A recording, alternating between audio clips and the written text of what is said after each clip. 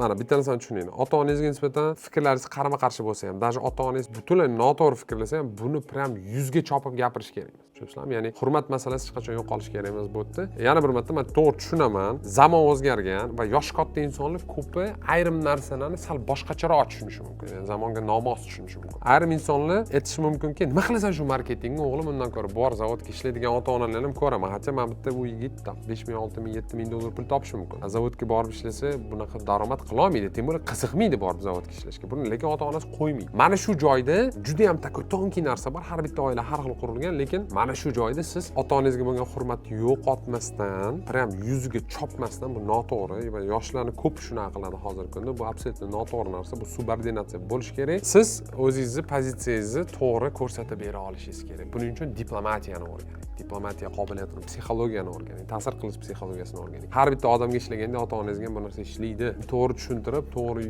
yo'naltirib, diplomat bo'lishga harakat qiling. Diplomat bo'lishga harakat qiling. Buning uchun ham, пожалуйста, adabiyotlar, sun'iy intellekt va hokazo kimgadir qiziq bo'lsa, muzokaralar haqida video ham qilib berish mumkin. YouTube'da pastga yozishingiz mumkin.